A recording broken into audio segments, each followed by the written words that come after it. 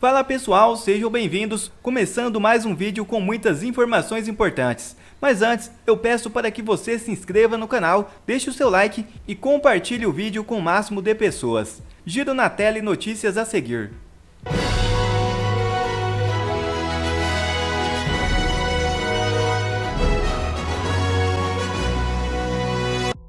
TSE esconde dados das eleições de 2022. É isso mesmo. Veja o vídeo. Porque o TSE está alegando segredo e se negou aí a fornecer dados sobre a regra que ampliou os poderes do tribunal antes do segundo turno das eleições. Jorge Serrão, muito bem-vindo. Vamos falar sobre esse caso então. Saudações meus amigos, meus amados haters, meu povo da Gazeta do Povo. Olha, hoje é o Dia Mundial do Combate e Prevenção à Diabetes, né? Só que o Brasil vai ter que instituir um dia, não para cuidar da glicose em alta, mas da ilegalidade em alta. Porque, vejam, no dia 20 de outubro do ano passado, antes do segundo turno eleitoral, o Tribunal Superior Eleitoral baixou a resolução número 23.714. E o que esse ato representou? Ele permitiu que o tribunal, por conta própria, sem necessidade de solicitação alguma aos partidos ou coligações, pudesse promover a remoção de conteúdos na internet. Tudo que o TSE considerasse que fosse problemático, no sentido de ser fato inverídico ou gravemente descontextualizado, que atingisse a integridade do processo eleitoral, incluindo os processos de votação, apuração e totalização de votos, foi devidamente censurado pelo Tribunal Superior Eleitoral. Houve uma manifestação do então Procurador-Geral da República, na época, Augusto Aras, dizendo que essa medida foi inconstitucional e que o Tribunal Superior Eleitoral não poderia praticar censura prévia. No entanto, essa observação do Procurador-Geral foi absolutamente ignorada. E todos nós vimos, lembramos e sofremos o que aconteceu naquela eleição. Censura objetiva. Não se pôde falar determinadas verdades objetivas sobre determinados candidatos, né? Veículos de comunicação, jornalistas, muita gente aí de mídia social alternativa foi criminosamente censurado. Vou dizer aí criminoso, porque quando você comete um crime, quando você comete uma inconstitucionalidade. Mas o que eu digo? O que nós podemos dizer disso quando esse ato é praticado pelo Tribunal Superior Eleitoral, que tem em sua composição, ou tem, pelo menos 3 ministros do Supremo Tribunal Federal, guardiões ou guardiãos, né, como você queira, da Constituição Federal. Então, isso é abominável, isso é assustador, isso aconteceu. E o que é ruim no Brasil consegue ficar ainda pior. O jornal Folha de São Paulo resolveu indagar ao Tribunal Superior Eleitoral um ano depois, em que o tribunal se baseou para tomar aquela decisão. E a resposta do TSE foi assim, enigmática. O TSE disse que simplesmente não poderia responder porque aquela decisão representava um segredo de justiça. Segredo de justiça para a questão eleitoral? Pode isso, Arnaldo César Coelho? Eu acho que não pode, não. A gente ainda agora estava aqui na Gazeta do Povo com problema de eco, né? Eu me lembro, tinha um velho comentarista de futebol da Rádio Globo, o antigo Mário Viana, com 2 N's, né? Quando tinha algum problema, um lance esquisito, Mário Viana perguntava, cadê o eco? Cadê o eco? Cadê o eco? Né? Cadê o eco, Tribunal Superior Eleitoral? Cadê a legalidade dessa medida? Cadê a legitimidade dessa decisão que foi tomada completamente fora da realidade, segundo o Procurador-Geral da República, Augusto Aras, na época, inconstitucional. Isso abalou a eleição. Isso, com certeza, afetou também o resultado eleitoral. Por que não? Por que não? Né? Por que não se pode dizer isso? E a gente está tendo esse problema. A Justiça Eleitoral no Brasil não aceita o cumprimento do artigo 37 da Constituição, que prega que tem que ter a administração pública, inclusive a eleitoral, tem que obedecer aos princípios de transparência e publicidade. Então, eles não aceitam um debate, por exemplo, sobre a contagem pública de voto. Não aceitam qualquer questionamento ao sistema eleitoral. Tanto não aceitam que condenaram e tiraram os direitos políticos do ex-presidente Jair Bolsonaro em função disso. Agora, isso está dentro do ordenamento de um país que preza pelo Estado de Direito praticar? Eis a questão. Esse é o dado assustador. Mas você quer que eu deixe o assunto ainda pior? Eu vou deixar. É muito alto o risco de que isso possa se repetir na próxima eleição. Ano que vem, teremos eleições municipais. Quem garante que o Tribunal Superior Eleitoral não continuará evocando para si seus superpoderes, inclusive o poder de legislar, que não é originário dele, para controlar as eleições municipais, beneficiando até candidatos que interessem ao sistema, né?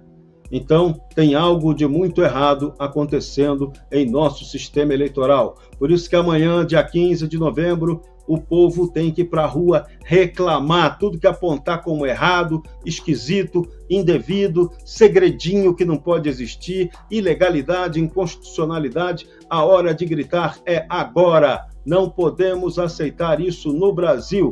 Temos que cobrar dos políticos, sobretudo do Senado, que tome uma providência sobre isso.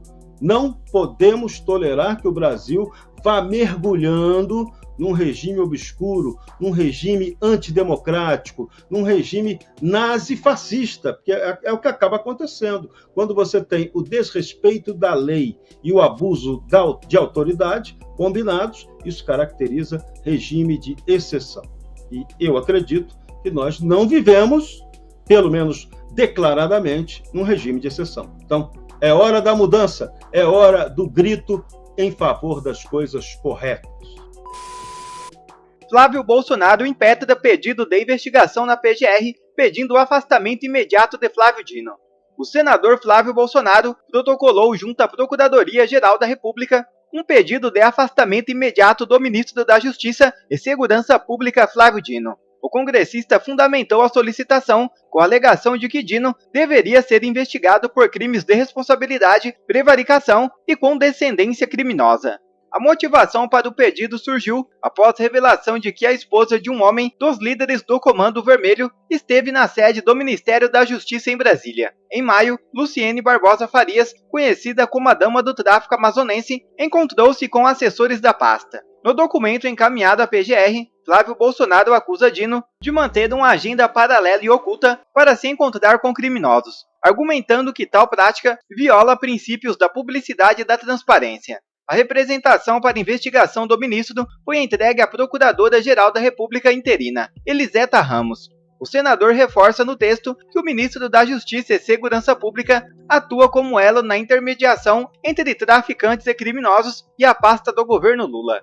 Flávio Bolsonaro destaca que nesse cenário em que o Ministério da Justiça oculta agendas, é possível que ocorram tratativas obscuras, favorecendo acordos ilegais contrários ao interesse público. No Twitter, Flávio Bolsonaro argumenta ser impossível que a inteligência do Ministério da Justiça não conhecesse a identidade de Luciene Barbosa Farias, a dama do tráfico, casada há 11 anos com o traficante Clemilson dos Santos Farias, conhecido como Tio Patinhas, atualmente detido desde o final do ano passado. O cerco parece estar se fechando contra Flávio Dino e a sua queda já é iminente. Em que país do mundo uma mulher que é casada com o líder de uma das principais facções criminosas entra pela porta da frente do Ministério da Justiça e Segurança Pública, atenção, Justiça e Segurança Pública, e se reúne mais de uma vez com assessores próximos do titular da pasta no Brasil?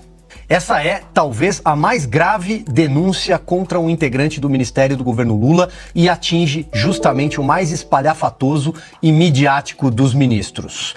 Digo mais, dessa vez ele não pode culpar a desinformação, dessa vez não pode inventar fake news e dessa vez não poderá dizer que se trata de uma narrativa. A oposição a essa altura já deveria ter solicitado inclusive imagens do circuito interno do Ministério da Justiça para saber se de fato ele não esteve presente nessas reuniões. E deve fazer isso com celeridade, porque as imagens neste ministério desaparecem. Nós temos um caso que aconteceu, as imagens do dia 8 de janeiro simplesmente foram apagadas. Dito isso, um segundo ponto. Ele disse que o setor de inteligência, logo ele que comanda a sua própria guarda pretoriana, a Polícia Federal, palavras dele, não conseguiu detectar que uma mulher casada com um sujeito de apelido Tio Patinhas, o líder do Comando Vermelho, presente em 3 estados do Brasil, o setor de inteligência da polícia falhou. Não precisa do setor de inteligência da polícia. Bastava digitar o nome das pessoas que os seus assessores recebem no Google. Seria rapidamente disponibilizada a condenação dela. Ela recorre em liberdade, tem pena de 10 anos por associação criminosa e tráfico. O Google bastava, e não os seus arapongas, e não a Polícia Federal que ele diz que comanda, e não o núcleo de inteligência de governo nenhum. Ele diz que não se encontrou com essa senhora. Muito bem. São 18 horas agora e nenhum assessor que esteve com ela foi demitido até agora. Não que a gente saiba, não que o Ministério tenha informado. Ou seja, se ele disse que está surpreso por não ter essa informação, foi surpreendido com essa denúncia, o mínimo que ele deveria fazer por não compactuar com esse tipo de gente dentro do Palácio da Justiça era demitir quem se sentou à mesa com esta senhora. E até agora não temos informação de que ninguém foi demitido. Ele precisa escolher, agora sim, qual tipo de narrativa ele quer. Ou ele não sabia, foi surpreendido e tomou as medidas necessárias. A demissão sumária de quem conversa com mulher de traficante e condenada, ou então ele está mentindo mais uma vez. Nós vamos aguardar os próximos capítulos. E no mais, Flávio Dino parece estar tão preocupado nos últimos tempos com narrativas, com fake news, que se esqueceu de lembrar que agora não partiu da extrema-direita, como ele diz. Não partiu de nenhum bolsonarista. Aliás, é a primeira nota oficial que ele divulga. A primeira vez que ele vai ao Twitter, ele faz isso com frequência, que ele não fala em extrema-direita nem bolsonarista, porque ele sabe de onde partiu esse chumbo. E foi disparado de dentro do Congresso Nacional, foi disparado pelo próprio PT, que o abandonou há algumas semanas, e nós estamos dizendo isso aqui neste programa e nas nossas reportagens. O clima para ele no Congresso Nacional não é bom. No Senado, onde tem mandato de 8 anos a cumprir, não sentou na cadeira porque virou ministro. Os senadores estão engasgados até hoje com o sumiço das imagens e com a forma como ele debochou dos seus pares, afinal de contas, porque ele foi eleito senador pelo Maranhão. E na Câmara dos Deputados está abandonado. Tanto que, na última audiência pública, teve de levar o diretor da Polícia Federal, o diretor da Polícia Rodoviária Federal, o número 2 do Ministério, outros secretários. Porque a esquerda, o PT, no caso que tem a maior bancada de esquerda, o abandonou. Para o que está circulando aí nas redes sociais, imagem do ministro Flávio Dino com a dona Luciane, lá do Amazonas, e o Flávio Dino dizendo para ela: sou seu fã, sou seu fã. Que coisa linda, né? Caiu a máscara, o Vingador se entregou. O vídeo, Nossa Senhora do Vídeo Eterno, produziu mais um milagre. Flávio Dino ao lado da Luciane lá do Amazonas, né? A rainha não sei de quê, ela é rainha, né? Diz que ela é rainha lá, dama de não sei de quê, lá no Amazonas, né? Flávio Dino diz que não conhecia ninguém, que nunca recebeu ninguém ligado a tráfico, nenhuma pessoa ligada a coisas erradas no gabinete dele. Pois é, tem a imagem dele ao lado dessa moça dizendo, Dino dizendo, sou seu fã, sou seu fã. Flávio Dino, depois dessa, acabou. É impeachment. Se você tivesse um mínimo de hombridade, você entregaria seu cargo de ministro da Justiça ao presidente Lula. Se o presidente Lula tivesse o mínimo também de vergonha, ele determinaria sua exoneração. Acabou. Ah, mas o Dino, meu querido, ia botar ele no Supremo. Ia do verbo não vai mais. Não tem mais condição política. não tem mais sustentação o ministro da Justiça, Flávio Dino. Ele se desmoralizou. Ele, aliás, ele cavou a própria cova dele, com as atitudes autoritárias. O Dino foi o ministro de Lula que mais abusou da arrogância, da autoridade, do direito de falar inverdades, de ser arrogante com o parlamento o tempo todo, sempre grosseiro, sempre desrespeitoso, né? Sempre debochado. Isso não é postura do Ministério da Justiça. Aliás, no Brasil, o Ministério da Justiça ele tem uma importância simbólica. Ele é o primeiro ministro que é nomeado pelo presidente da República. É o primeiro ministério, digamos assim. Isso tem uma representação simbólica. E Flávio Dino jogou essa representação simbólica no lixo. E ainda quis ou quer ser indicado para o Supremo Tribunal Federal. Ele diz que não, mas todo mundo sabe aí que sim, né? Não dá para acreditar no que ele fala. Nesse caso aí, esse caso final dessa moça do Amazonas, ligada lá ao Comando Vermelho, dizem que ela não é, mas ela tem condenação na justiça em 2 instâncias, né? Então, se ela não é ligada ao Comando Vermelho, então o judiciário lá do Amazonas tem que mandar fechar, né? Que cometeu uma injustiça contra essa senhora e contra o marido dela, né? Então, ou a justiça está errada, ou o Flávio Dino é quem está muito errado, e o governo Lula todo, como um todo, que está muito errado. E o sistema de poder no Brasil, mais errado ainda. Porque, veja, em vez do sistema de poder defender o cidadão de bem, de defender a legalidade com legitimidade, o que esse sistema de poder fica fazendo o tempo todo? O tempo todo é o Conselho Nacional de Justiça, é o Ministério da Justiça, são alguns ministérios da área supostamente social do governo Lula, defendendo o tempo todo direitos de presos. Olha, isso é muito importante. O preso não pode ser tratado como um pária da sociedade. Não, tem que ser dada a dignidade básica àquele condenado pela justiça. Mas a inversão da pauta é que é problema. É prioridade para essa turma defender quem cometeu crime. É a bandidolatria. E não defender a sociedade que é vítima dos criminosos. Então, esse modelo do governo do PT é que é desagradável. Ele é criminoso. Não tem outro adjetivo para usar. Que quando você defende o crime ou é conivente com ele, ou passa pano para o crime, você é criminoso. É um governo criminoso. E o Brasil, nesse ritmo que está indo aí, nós estamos indo para o caminho da mexicanização. O pessoal fala em venezualização. Não, aqui está indo para a mexicanização. O Brasil vai virar um narco-estado, se continuar essa turma desmandando, desrespeitando a lei, não cuidando do Estado de Direito como eles deveriam estar fazendo. Então, nota -13 para o governo Lula. Flávio Dino, pede exoneração, pede para sair. Você virou um fato vergonhoso para a República Federativa do Brasil. Ponto. Primeiro, fazer uma observação, Serrão, tem muita gente dizendo aqui, não sei se já saiu confirmação do ministro Flávio Dino, mas dizendo que esse vídeo em que ele fala "sou fã" é de outra pessoa. Talvez seja alguém parecido com a dama do tráfico amazonense. Bom, quer receber mais conteúdos como esse? Então inscreva-se agora mesmo no canal, deixe o seu like e compartilhe o vídeo com o máximo de pessoas. Assim você vai estar me ajudando demais. Fico por aqui, um forte abraço e que Deus abençoe a todos. Brasil acima de tudo e Deus acima de todos.